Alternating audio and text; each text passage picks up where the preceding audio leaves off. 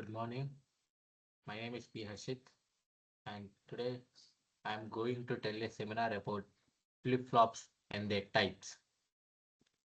So let's move to the next slide. So here, what is a flip-flop? Flip-flop is a device which is connected directly to our logic gate circuit, which can store a bit of memory. So flip-flops can store a bit of memory by creating loops in between the circuits, or we can also connect our circuit to another separate named as a flip-flop. So here we can see what is bistable multivibrator. It is a type of flip-flop. A circuit with two stable states 0 and 1 capable of storing one bit of binary data. Edge triggered. Change state only when a specific clock transition ensures synchronized operation. So generally to a flip-flop, we give the input named as a clock, which is shaped like mini boxes. Means when box goes up, it shows that there is a rise in voltage or current. When the box comes down, that means 0. It is the logic bit 0. That means there is no current or voltage in it. Like this, the clock operation works. Based on this, we can make circuits that is able to store data. So there are many types of flip-flops. Let's see what are they.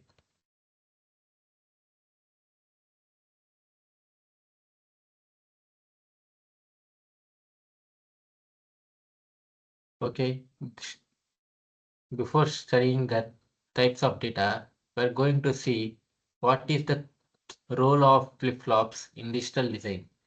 Flip-flops are indispensable components that provide the memory and synchronization necessary for all dynamic digital systems. Now see here down there are three examples such as state storage. They store state information acting as the primary building block for registers and volatile memory elements. So what does this mean by registers? So we have just known that flip-flops are able to store one bit. For suppose, what if I want to store some 4 bits or 5 bits storage like 10111 or 0 and 4 ones.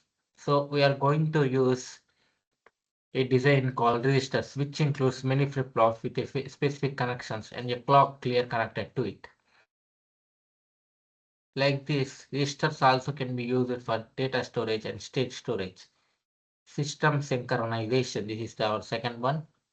By controlling data updates with the clock signal, they ensure all circuit operations are perfectly synchronized, preventing race conditions. So this race condition is generally obtained in the case of JK flip-flop, which means the same input is given to up and down. So when the clock becomes a particular 0, so then a toggling condition occurs, which when the output comes, which again connected to the input, and again the output changes. Toggling conditions like the 0, 1, 0, 1, the output changes many times. To prevent this, we are going to use another circuit called master slave circuit, which we are going to keep a NOR gate and connect OR gate of both the outputs, so it can give a constant output. Next is sequential logic. They enable the creation of complex sequential circuits such as CPU, counters, registers, and control units, where the output depends on current input and past state. So there are many statements here like CPUs, counter, shift registers, and control units. What is, first of all, a sequential circuit? Sequential circuit definition. It is a circuit where the output depends on the present inputs or the past inputs, but not on the future inputs. Now let's discuss the term about CPU, control processing unit, where all the processing in your computer, what you work, happens in the control processing unit, counters. So we have seen that in registers there are many counters for storing many bits of data. So how many counters, how we are going to decide it? So we are going to use another device called counters, shift registers. Shift registers is a concept in registers where the input of one goes to another like that. And control units. It is the place where the operation gets controlled, where the output depends on current input and past. This is the basic sequential operation and their units.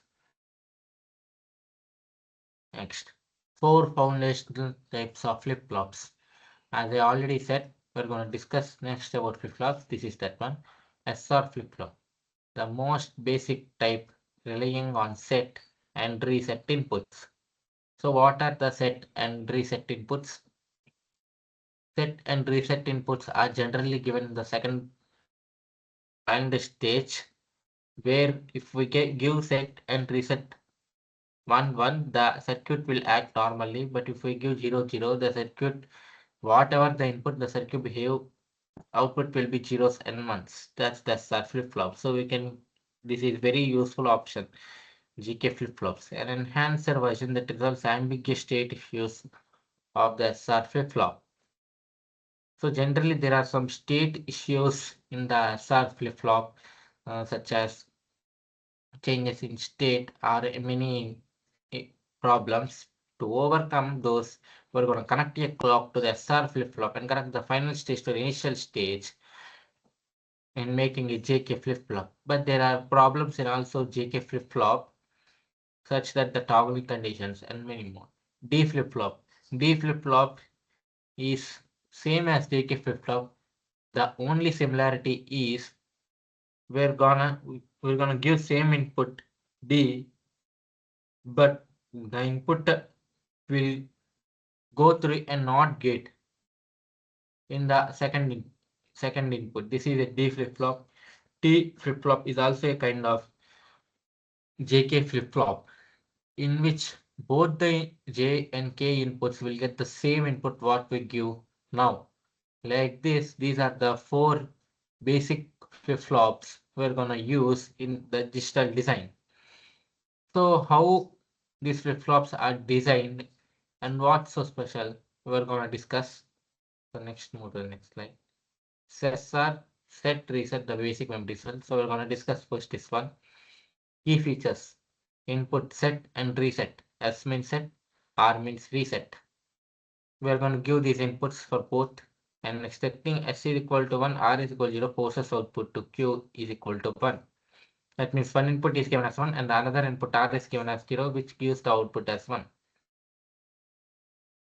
Next, resetting S is equal to 0, R is equal to 1. The already output is 1 and next is goes to 0. Holding S is equal to 0, R retains the previous state, that is the memory state. Next, critical limitations. The condition S is equal to 1, R equal to 1 results in an undefined or invalid state. This makes SR flip-flop generally impractical on modern synchronous designs. Characteristic table. SR we had seen in the previous. Okay. Next. JK flip-flop, a universal flip-flop by which all flip-flops can be made. JK flip-flop is an implementation of the SR flip-flop used to eliminate the invalid state and introduce a powerful toggle function. The actual powerful toggle function is a drawback. So we are going to use the master so it can be overcome. Whole state. When j is equal to 0 and k is equal to 0, the output remains unchanged from its previous state. Set and reset. J is equal to 1, k is equal to 0, sets q is equal to 1, and j is equal to 0, resets q is equal to 0. Next, toggle state. When j is equal to 1 and k is equal to 1, the output toggles. This state is highly useful for counting applications. Characteristic table: when j and k both inputs are 0, the q is equal to the previous state, that is the memory state. When j is equal to 0 and k is equal to 1, the output will be the j actually. Normally, when j is equal to 1, k is equal to 0, the output will be j. When j is equal to 1, k is equal to 1, it will be toggling condition. When we use same to both, a toggling action occurs. So we have now understood the role of set and reset and what is toggling state. Okay. Toggling state occurs when we give both inputs same as is equal to 1 or 1 or 0 or 0. Okay. Like this, the problem occurs. Here we can see JK flip-flop. Actually, JK flip-flop is not like this. It's very very small in size. We are going to use logic gates, not like a block. We can use ICs as in the GK flip-flops. Okay. So we are going to connect all other things with respect to the ICs. Uh, Now I will go to the next one. That is, see, D flip-flop, data storage, and register element. D flip-flop. D flip-flop is used to overcome the drawback in the JK flip-flop. It is the basic element in the registers where we're going to use the D flip-flops heavily, so we cannot get any problems. So generally in registers, we are not going to use many clocks as a D flip-flops needs clock. We are going to connect one clock to all the flip-flops. Okay, that's how a digital element works. D flip-flops is the simplest and most free type of element data storage, often called as the delay flip-flop. There is a somewhat delay, so we call it as delay flip-flop. So let's discuss what given here. Simplified input.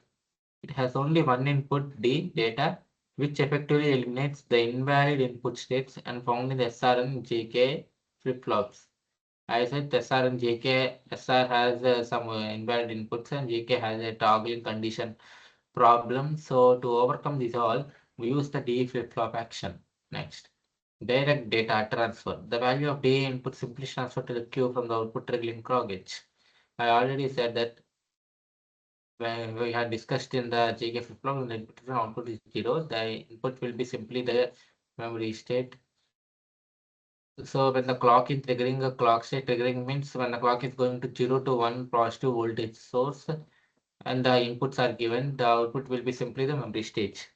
Next, essential for registers. In primary use and shift registers, data latches and memory modules where reliable data movement is official. Character stable 0011. We only use one input because one input is only connected to other one. See D01, simply the memory state is coming for those. We can see in the figure this is in the clock shape. The actual connections are somewhat similar to those. We are going to connect all the gates in the manner single gate to the all outputs. Okay. Now to the next one. T flip-flop, the frequency divider. The toggle flip-flop, especially the application requiring for an output change in regular intervals. For suppose I want suppose when the clock goes to 1, the output changes. Suppose I want to store element for a particular time, then I will simply make the clock for 0 for 100 milliseconds. Like this, the T flip-flops can work as a memory element. Single input frequency division, because it toggles on every clock pulse when T is equal to 1. The output frequency is exactly half of the clock frequency. Hold. T is equal to 0. Okay. Next, the output hold its current style. Toggle T is equal to 1. The output Q reverses its states upon the clock edge. Yes, the given T flip-flop. As it is connected, so many clock pulses are required for this. So we are gonna know in this test, we are gonna give all the current elements at a time. Okay, like this, the T flip-flop works. I'm going to the next slide. Okay. Comparison of flip-flop personality. We had discussed all 4 flip-flops and now let's just the functionality. Flip-flop SR inputs SR, whereas in JK, J and K2 it's D only one input, T only one input. Key control features for SR, basic set reset functionality, which is a drawback. For JK, toggle condition occurs for J and K when both are same. This is an drawback. And D, 2H ideal for integrity. This is very useful for registers. T, specialize the toggle function. So we can go state elements. Next is this one. Simple memory element, academic example, synchronous counter complex machines, register data like this memory. These are the ones where we are used. Mastering sequential logic. So these all are the basic types we have seen in the 4 flip-flops are the basics of sequential logic where we're gonna make wonders. essential foundation. The core principle of storing one bit of information is what allows the sequential circuit to process memory to react to past events. Domain types. The JK and D flip-flops are the most versatile in tables, serving as standard components in integrated circuits. Enabling complexity. The professionally in the flip-flop application is necessary. Your understanding to these fundamental components is the first step towards beginning fresh data system engineering. Thank you. That is my seminar.